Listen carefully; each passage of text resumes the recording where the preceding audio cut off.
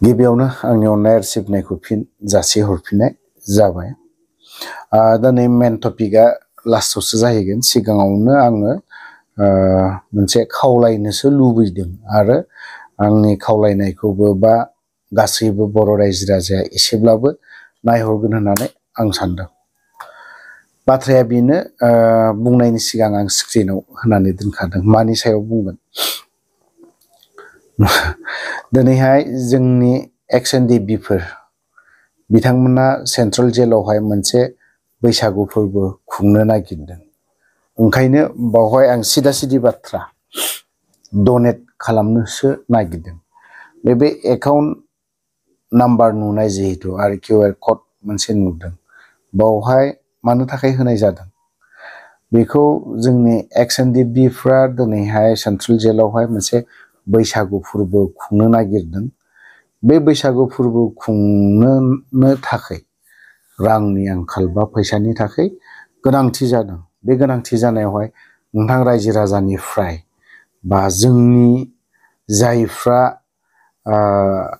दिनै गामियाव थानायफोर बिथांमोना आंनि चेनेलखौ आरो जायफ्रा नायगिरिफोर बिथांमोननिफ्रायसो मोनसे आङो अनसुंथाइ खांनो नागिरदों। मानो होननानै बुङोब्ला दिनै जेलाव खुंनो नोंथांमोननिफ्राय जाखिनि हायो, आंनि चेनेलखौ जायफ्रा नायो नोंथांमोना जा हरनो हायो एसे एनै हरोब्ला बै सेन्ट्रेल जेलनि मानसिफ्रा हयथ'बा बेजोंबो एसे जे देरहासार इस्लारि बिथाङाबो कालेक्ट खालामदों, आंबो दिनै एसे खालामदों। ओमफ्राय आरो गुबुन सासे बिआर गहपुर बेबो मोनसे चेनेलाबो कालेक्ट खालामनाय जादों।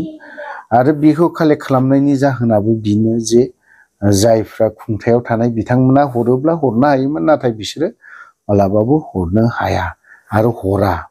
हरैनि थाखायनो दिनै जों गासैबो जोंनि चेनेलखौ नायगिरि बिथांमोननावहाय कालेक्ट खालामनाय जादों। थ' दिनैहाय जों मानो कालेक्ट खालामदों? दिनै जोंनो फेरेंगा दं, गबिन्द बसुमतारी दं, बेजों लोगोसे MCLA थ' गोबां दं।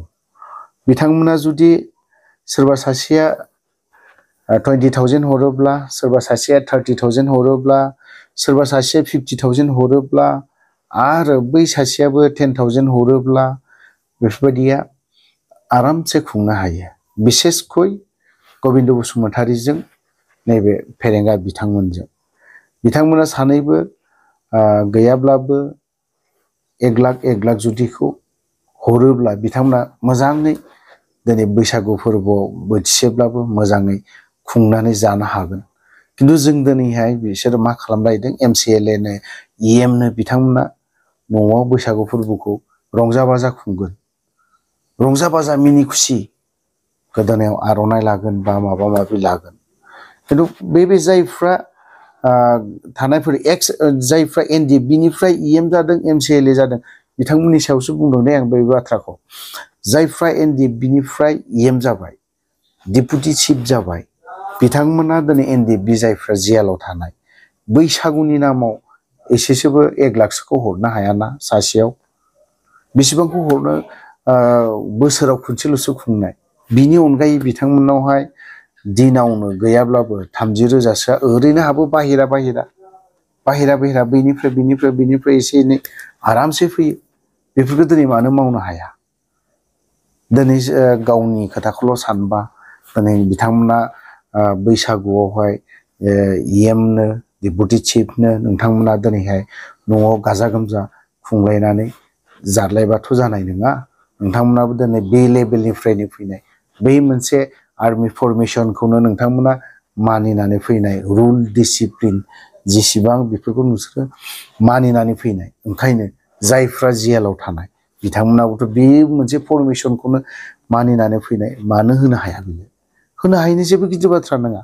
दिनै रनजित बसुमतारी मोना 1.5 लाख थाखा मेगन मिसिबना खुबिना हरनो हायो गोसोब्ला, गोसो जायोब्ला। खारन बिसोरनाव NDFB होननानै बुङोबा दा बिसोरनि गोसोआवबो एलार्जि जाखांग्रा जाबाय। खारन ओरै जायजों थाफानांगौ सिन्दाधाराया हारिनि बाथ्रा खोथा गोबां बुंग्रा मानसिफ्रा बेफोरबायदियावहाय गोग्लैसोनानै थायोबा बै जिनिसा फैसा जिनिसानो बिसोरखौ हारिनि बाथ्रा साननो हायि बा बुंनो रोङि खालामनानै दोननाय जानायफ्रा थ' लास्टाव आं बेखौनोल' मोनसे खावलायबावगोन गासैबो बर' रायजो राजानिसिम मोनसे खुलुमनाय अननानै नोंथांमोना जोंनि जायफ्रा जेलाव थानाय बिथांमोननो नैबे एकाउन्टआवहाय माबायावनो स्क्रिनावनो होनानै होदों जा अनसुंथाइ हरनो हायो नोंथांमोननिफ्राय जा गरसे गरनै हरनो हायो बेजोंनो बिथांमोना एसेब्लाबो गोसोआ गोजोन मोनगोन बिनि अनगायैबो आरो गुबुन मोनसे बाथ्रा बुंबावनो नागिरबावदों दाखालि जिहेतु आं मोनसे बाथ्रा बुंदोंमोन जेला भिडिअ हगारदों जोंनि बर'नि दैदेनगिरिफोर बिथांमोना दिल्लीयाव दंहैजोबहैयो बिथांमोना दिनै बड'लेण्डनि थाखाय गाबख्रावदों थ' बिथांमोन सानसुमा खुंगुर बसुमतारिनिखौ एसे ससे नायलाङोब्ला मोजां जागोन होननानै आं सानो बबे पलिटिकेल पार्टिनि लिडार हानजाया जोंजों लोगो जायोना जाया बे बिसोरनि खोथा बेनो जोंबो सामोल होनांगौ खबरदार जोंनि आइ आफा बिदा फंबायफोरखौ थाइसे थाइनै 100 200 500 थाखानि लब देखायनानै अमा बेदर 1 केजि 2 केजि अमा माफा मानै गामि गामियाव सिथारनानै जाहोनानै जोंनि आइ आफानि बिदाफोरनि भटखौ बायनो दाना जादे थगायजानायनि बोथोरा बारलांबाय ओंखारनांगौ थगायनो रावबो दाफैसै ओंखारनांगौ बड'लेण्ड आलादा रायजो बिनाय समावसो फै बयबो फै रावखौबो जों मुगैया मुजुवा रावखौबो नाङा होनाखै हागोन रायजोखौ नाथाय दुखुनांथाव आरो माखासे बिदा फंबाय सम सम मा होनो बड'लेण्ड आलादा रायजो मोननो थाखाय माबा क्राइटेरियन गैया होनना बुङो IPS गैया होनो IAS अफिसार गैया होनो मा नङा नोंफा मा होननाय जायो बेफोर मा होननाय जायो लासिंसिं रावबो खिन्थु बे रोखोम दाबुंथोंसै बारलांनाय समाव जायफोर बुंफ्रांबाय थिगासे जों निमाहा होबाय आरो गोदानै बर' जातिखौ बांनि हाखराव खोख्लैनो रोखोम स्लगान खोथा दाबुंथोंसै दै मेघालय रायजोआ बोरैमोन रायजोफोर बै समाव लिडारा केप्टेन कुइलेनजों सांमा आर्मि केप्टेनमोन लेखा फरायदों बेसा खुन रोखोम मेट्रिक पास ल'मोन ओरैबायदि थैथां स्पिरिटनि मानसिमोन बियो गार' खासि जयन्त हिल्स ओनसोलाव एसेमब्लि सिटआ बारा गैयामोन मोनथाम मोनब्रैसोल' बिसोर मा खालामदों इलेक्सन गेलेयो इलेक्सनाव देरहायो इस्ताफा होयो आरो इलेक्सन कमिसना इलेक्सन फाथिबावनांगौ आरो गेलेबावो आरो गारफिनो उनाव रागा जोंनानै बै समनि इन्दिरा गान्धी मोना जानाय नंला बिसोरखौ बेबायदि होननानै आलादा मेघालय रायजो 1969 आव होनो गोनां जाबाय दा जोंबो जोंनि बिदा फंबाय जथ' बिटिसिआव दं EM CM deputy chief MCLA MLA फोर जों गारजोबनो हायनो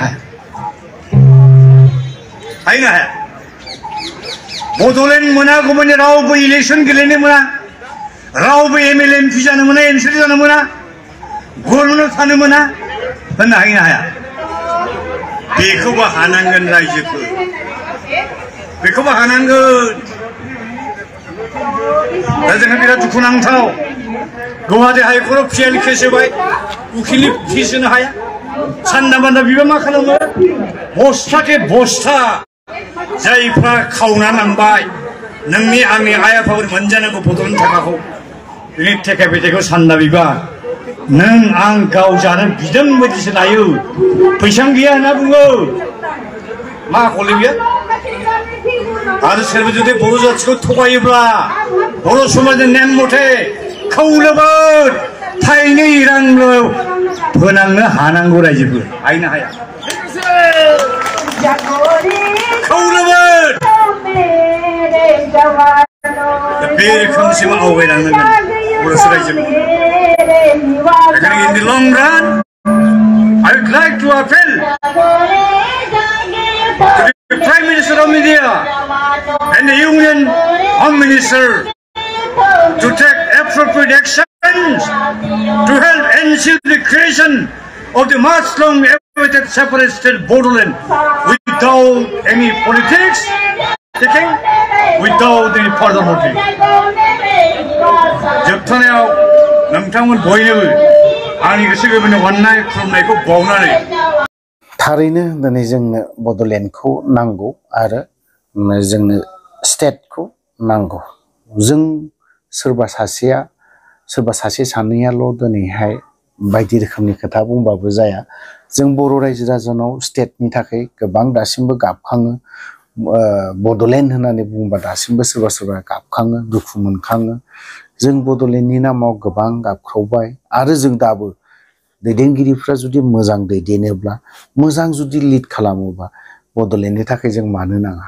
दिनै आबसुनिनो क्राइटेरिया गैथ'वा बा बायदिसिना गैथ'वा बेफोरबायदि जों गोबां दैदेनगिरिफोरखौ नुदों। जों दानिल' नङा, आबसुल' नङा, बे क्राइटेरिया गैया होननाय बै समनि दैदेनगिरिफ्राबो बेफोरबायदि जों बड'लेण्ड मोननायनि क्राइटेरिया गैया बा माबा मोनसे गैया होननाय सोदोबा बै समनिफ्रायनो फैबाय थादों। नाथाय क्राइटेरिया गैयाबाथ' बे बिथांमोननि थाखाय गैयानोसै, खिन्थु नों आंनि थाखायथ' जोंहा क्राइटेरियाथ' दं। एज ए बर' हिसाबै बै सासे गामिनि आबादारि बिनिबोथ' क्राइटेरिया दङ, बिथांमोननोबोथ' नांगौ बड'लेण्डखौ। जों सोरबा सासे बर'नि दैदेनगिरिया जुदि क्राइटेरिया गैया होनना बुङोब्ला बे गोरोन्थि जागोन होननानै आं सानो। थ' लोगोफोर, आं भिडिअखौ बारा गोलाव खालामनो सानाखै, बावहायनो दोनथ'बाय। जय बर' हारिनि।